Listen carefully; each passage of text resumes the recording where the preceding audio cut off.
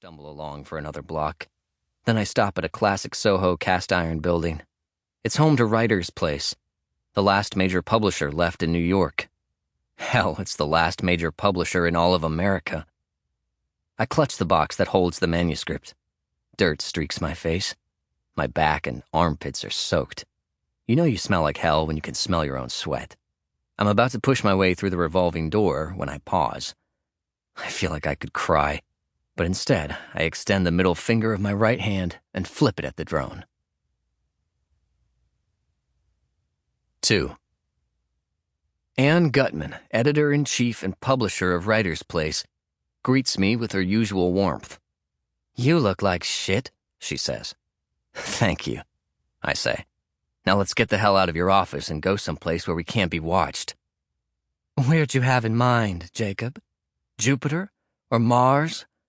"Christ, I can't stand it," I say. "They watch me 24/7. She nods, but I'm not sure she agrees with me. I'm not even sure she cares. I lean forward and hand her the box. "What's this?" she says. "A gift?" "It's the manuscript. It's 2020, I yell. Why am I yelling? Anne tosses her head back and laughs. "I can't remember the last time I received a hard copy manuscript," she says. Then I look at her intently. I lower my voice. "Look, Anne, this book is incredible. This is corporate reporting like it's never been written before." "You know my concern, Jacob," she says. "Yeah, I know. You don't think the store is worth writing about. You don't truly think it's morally bankrupt." "That's not it. I think it may very well be morally bankrupt, but I can make a list of 40 companies that are just as bad. I don't think the store is inherently evil. It's a creative monopoly." "Read my book. Read 2020. Then decide." "I will." "Tonight?" I ask. "Yes, tonight. Immediately." "Immediately? Wow, that's fast." Anne smiles at my minuscule joke. I try to remain calm. I'm sure if she reads the book, she's going to be blown away.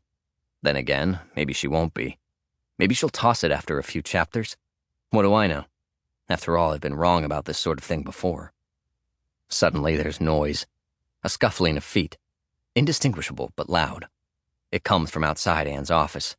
Then a very quick knock on the door. Before Anne can say anything, her assistant opens the door and speaks. "Ms. Gutman, there are 3 policemen and 2 NYPD detectives out here with me."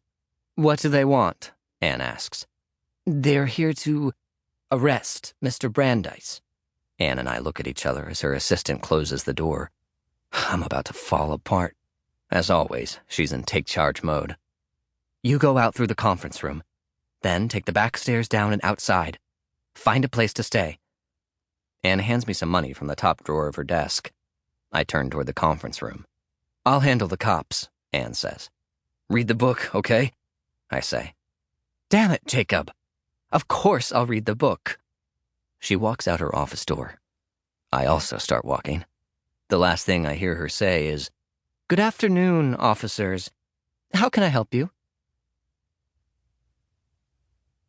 8 months earlier. Chapter 1. My wife, Megan, wrote an evite to our dinner party that was like Megan herself.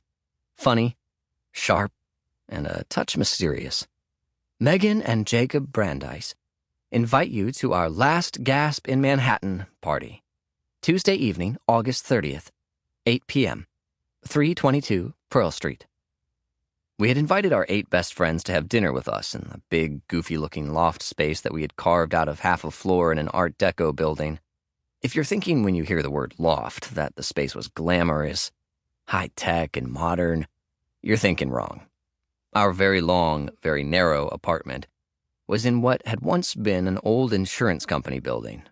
After that, it was vacant for 5 years. Then it was home to a bunch of squatters. Then it was bought by a bunch of would-be writers and artists.